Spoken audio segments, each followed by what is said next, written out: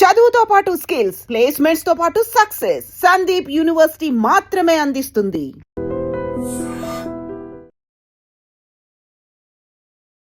Hi hello నమస్తే, welcome back to iDream media. ఈ రోజు మనతో ఉన్నారు స్టాక్ మార్కెట్ అనలిస్ట్ అయిన సుందరరామరెడ్డి గారు. ముఖ్యంగా ఇండియాలో ఒక ఎస్యూవీ అంటే ఒక కార్ కొన్నప్పుడు మీరు పే చేసే ట్యాక్స్ ఎంత ఉంటుంది అనేది క్లుప్తంగా ఈరోజు ఎపిసోడ్లో తెలుసుకుందాం. Hi sir. ఇండియాలో కార్ ఉండాలనే ఈ కాన్సెప్ట్ కానీ ట్రెండ్ కానీ ఇప్పుడు బాగా మంచి ఫ్లోలో ఉందన్నమాట. సో ఇలాంటి టైంలో ఒక కార్ నేను ఒక ఎస్యూవీ కొంటున్నాను, ఒక 15 లక్షలు 20 లక్షలు పెట్టి అనుకుంటే దాని మీద నేను ఎంత ట్యాక్స్ కట్టాల్సి వస్తుంది? కారు ఇవాళ రేపట్లో అది లగ్జరీ కాదండి, నెసరీ అయిపోయింది. ఎందుకంటే సేఫ్టీగా ఆఫీస్ నుంచి ఇంటికి నుంచి ఆఫీస్కి పోవాలంటే ఒకప్పుడైతే 2 వీలర్స్ అయితే సరిపోయేది. బట్ ఇప్పుడు చాలా ర్యాష్ డ్రైవింగ్ అంతా చూస్తూనే ఉన్నాం బయట రోడ్ యాక్సిడెంట్ ఎలా అవుతున్నాయో. అందుకని కారు కొనటం ఈ టైంలో లగ్జరీయా 2024లో కూడా అంటే it not be luxury, it is necessary. Safety కోసం ఒక ఫ్యామిలీ స్మూత్గా వెళ్ళాలన్నా, ఏదైనా బయట టూర్లకు వెళ్ళాలన్నా ఇట్స్ నెసరీ అనమాట ఇప్పుడు. అందుకని ఏసీలు, ఫ్రిడ్జ్లు, ఫ్యాన్లు, ఈ కార్లు, స్కూటీలు ఇవన్నీ నిజంగా లగ్జరీ వస్తువులు అంటే ఇప్పుడు లగ్జరీ కాదండి, అది బేసిక్ నీడ్స్ ఇప్పుడు మార్కెట్లో. అంటే మీరు ఏది కొన్నా సరే ట్యాక్సెస్ మ్యాండేటరీ, వాటిని గుర్తుపెట్టుకోండి. ఫర్ ఎగ్జాంపుల్ ఈ ఎగ్జాంపుల్లో మనం చూసుకున్నట్టు ఒక డీజిల్ మీరు ఎస్యూజెట్ కొన్నారనుకోండి, ఎక్స్యూవీ, అది మీరు ఆల్మోస్ట్ 14 లాక్ అవుతుంది. అది వాటికి ట్యాక్స్లు మనం చూసామనుకోండి, ఎస్జీఎస్టీ కానీ సిజిఎస్టీ కానీ అంటే చెస్ కానీ మొత్తం కలుపుకుంటే దగ్గర 7 లక్షలు అవుద్ది. 14 లక్షల కారు, అందులో సగం మళ్ళీ ఎక్స్ట్రా ట్యాక్స్ కట్టాలి నేను. ఇండియాలో మీరు ఏది కొన్నా 50% ట్యాక్స్ లాగా అవుతుంది. అదే మీరు ఇంపోర్ట్ చేసుకున్నారనుకోండి 100% అవుతుంది. ఇంపోర్ట్స్ కార్ మీద అనుకోండి 100% ట్యాక్స్ కట్టాల్సిందే. అందుకని మీరు ఎలాంటి కార్లు కొంటున్నా టోటల్ కార్ వాల్యూ ప్లస్ ఈ ట్యాక్సెస్ మొత్తం కలుపుకుంటే నీకు ఆల్మోస్ట్ 21 lakhs వస్తుంది ఇక్కడ. అందుకని మీరు ఏదైనా కొనే ముందు పెద్ద ఐటమ్స్ కొనేటప్పుడు ట్యాక్స్ ఇంప్లికేషన్ ఎంత ఉంటుందో చూసుకొని తీసుకోవటం బెటర్ అనమాట. కార్ అఫోర్డబిలిటీ ఉన్నా కూడా ఎక్స్ట్రా సగం ప్రైస్ మళ్ళీ నేను కార్ మీద మళ్ళీ పెట్టాల్సి వస్తుంది అన్నప్పుడు ఇది ఎంతవరకు ఫైనాన్షియల్గా కానీ ఎమోషనల్గా కానీ ఎంతవరకు వర్క్ అవుతుంది అంటారు? ప్రతిదీ మనం మనీ మ్యాటర్లో చూడలేము. చెప్పాను కదా, ఇప్పుడు నెసరీ అనుకోండి, మనం ఒక 100 కిలోమీటర్ల రోజు జర్నీ చేసి రావాలి అనుకున్నప్పుడు స్కూటీ మీద నువ్వు పోయి రాలేవు. 5 కిలోమీటర్లు అనుకుంటే ఓలా ఓబర్ ఉన్నాయి కాబట్టి నువ్వు వాడుకుంటావు. అందుకని ఓలా ఓబర్ ర్యాపిడో ఉన్న ఈ రోజుల్లో కూడా ఇంకా కారు కొంటున్నారు అంటే బహుశా వాళ్ళకి నెసరీ అయి ఉండొచ్చు.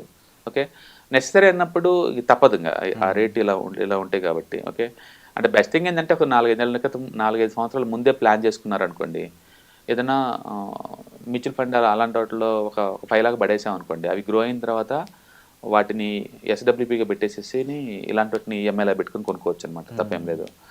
ట్యాక్స్లు అనేది అది కోర్ ప్రొడక్ట్లో కలిపే ఉంటుందండి, దాన్ని విడిగా చూడమాకండి. అంటే మీరు 4 వెళ్ళి హోటల్లో భోజనం చేశారనుకోండి, 4 కాదు అక్కడ ఉంది 5 అనమాట. ఆ కనిపించినోడు గవర్నమెంట్ వాడు భోజనానికి రాలేదు కాబట్టి వాళ్ళ వాటా నువ్వు జిఎస్టీ రూపంలో కట్టాలి. అంటే దీని గురించి ఆల్రెడీ సోషల్ మీడియాలో కానీ కొన్ని కాన్ఫరెన్స్ లో ఒక మాట వస్తుంది, స్లీపింగ్ పార్ట్నర్. గవర్నమెంట్ మనతో పాటు ట్రావెల్ చేస్తున్న ఒక మనిషి. అవును, అది గవర్నమెంట్ స్లీపింగ్ పార్ట్నర్ యావరేజ్ మీద ప్రతి వ్యక్తి జీవితంలో ఒక 40 to 50% దాకా ఉంటాయి, అన్ని కలుపుకుంటే, అన్ని ట్యాక్స్ కలుపుకుంటే. ఫర్ ఎగ్జాంపుల్ ఇప్పుడు కంపెనీ పాయింట్ ఆఫ్ మనం చూసాం అనుకోండి, రిలయన్స్ ఉందనుకోండి, సంవత్సరానికి ఆల్మోస్ట్ ఒక 70,000 కోట్లు సంపాదిస్తుంది. అందులో కార్పొరేట్ ట్యాక్స్ గవర్నమెంట్కి వాళ్ళు 23% కట్టాలి. అవి కట్టంగా డబ్బు మిగిలిపోయింది అనుకోండి, వాటిని డివిడెండ్ రూపంలో పంచుతారు ఈ షేర్ హోల్డర్స్ అందరికి. డివిడెండ్ డిస్ట్రిబ్యూషన్ ట్యాక్స్ మళ్ళీ అది కట్టాల్సిందే, అది 22% దాకా ఉంటుంది. వాటిని కడతారు. కట్టిన తర్వాత వచ్చే డబ్బులతో నువ్వు లైఫ్ ని ఎంజాయ్ చేద్దాం అనుకున్నావు అనుకోండి, మళ్ళీ 18% జిఎస్టీ కట్టాలా.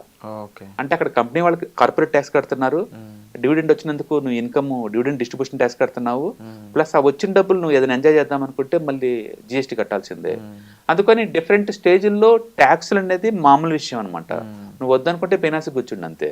అందుకని ట్యాక్స్లు అనేది కోర్ కాన్సెప్ట్. ఈవెన్ హౌస్ కూడా ఒక 1 crore హౌస్ అనుకున్నాం అనుకోండి, పేరుకి అది 1 crore అండి, దాన్ని మెయింటెనెన్స్ అండ్ పార్కింగ్ ఫీజులు, అమ్యూనిటీస్ అని చెప్పేసి వాడు 10 రకాల అమ్యూనిటీస్ మొత్తం కలిపి ఒక ప్యాక్ లాగా 10 లక్షలు వేస్తాను నీ మీద.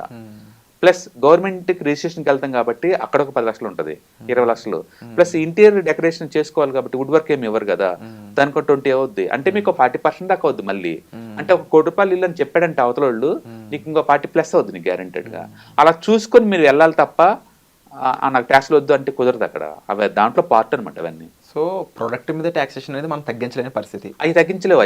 నువ్వు వద్దనుకుంటే రెంట్ కొనండి అంతే.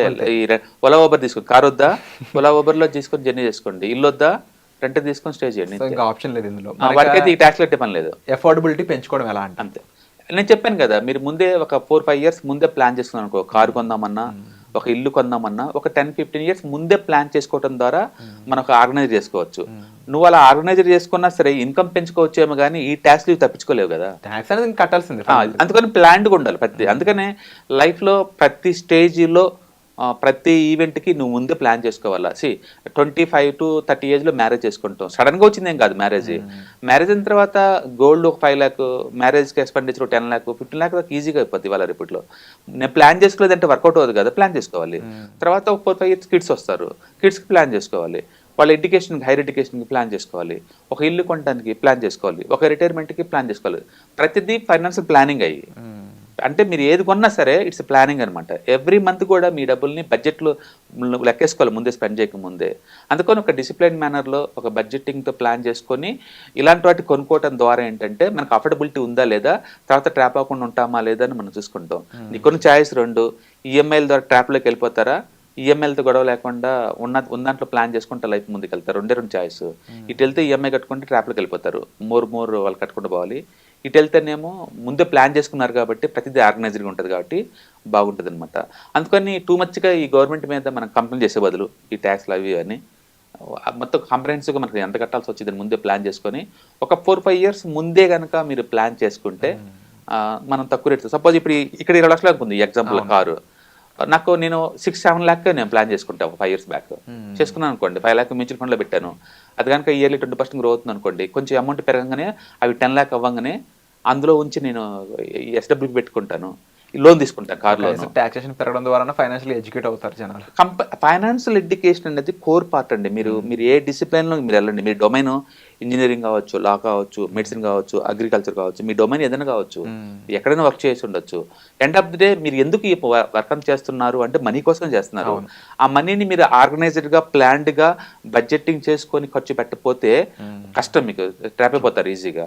అందుకని హౌ టు నీడ్ ప్లానింగ్ అనమాట. ప్రాపర్ ప్లానింగ్ కావాలి, బడ్జెటింగ్ కావాలి, ఈ మనీ ఎక్కడెక్కడ పెడితే ఎలా జనరేట్ చేసేలో కావాలి, అంటే ప్యాసివ్ ఇన్కమ్ మన వర్క్ చేయని ఎలా జనరేట్ అవుద్ది ఐడియా ఉండాలి. అందుకని ఫైనాన్షియల్ లిటరసీ పెంచుకొని, ఇన్కమ్ పెంచుకొని వాటిని జాగ్రత్తగా ప్లాన్ చేసుకోవడం ద్వారా ఎలాంటి వస్తువులను కొనుక్కోవచ్చు పెయిన్ తక్కువతో అంటుంది అది. బట్ కరెంట్ రియాలిటీ ఎలా వర్క్ అవుతుంది అనేది మాకు తెలియజేస్తుంది కూడా. Thank you so much. Right. Yeah, hi. ప్రస్తుతం ఉన్న ప్రపంచంలో ఫైనాన్షియల్ లిటరసీ అనేది ఎంత ఇంపార్టెంటో అందరికీ ఇప్పటికే అర్థమై ఉంటుందండి. సో స్టాక్ మార్కెట్కి వచ్చేసరికల్లా ఇది చాలా అప్ అండ్ డౌన్స్ అవుతూ ఉంటాయి. మార్కెట్ చాలా వాలటిలిటీ ఎక్కువ ఉంటుంది. వేరే అసెట్ క్లాస్తో పోల్చుకుంటే ఇక్కడ టూ మచ్ వాలటిలిటీ ఉంటుంది. సో దీన్ని ఎలా హ్యాండిల్ చేయాలి, and ETFs, index funds, mutual funds ద్వారా ఎలా మనీ మేక్ చేసుకోవచ్చు, ఇది టోటల్ మీకు ప్యాసివ్ ఇన్కమ్ లాగా as well as active income లాగా ఎలా ఉపయోగపడుతుందో ఈ ప్రోగ్రామ్ ద్వారా మీకు నేర్పడుతుంది. కాబట్టి ఇంట్రెస్ట్ ఉన్న పార్టిసిపెంట్స్ ఈ కింద రోల్ అవుతున్న నెంబర్కి పింగ్ చేసుకొని సీట్స్ బుక్ చేసుకోండి. Thank you.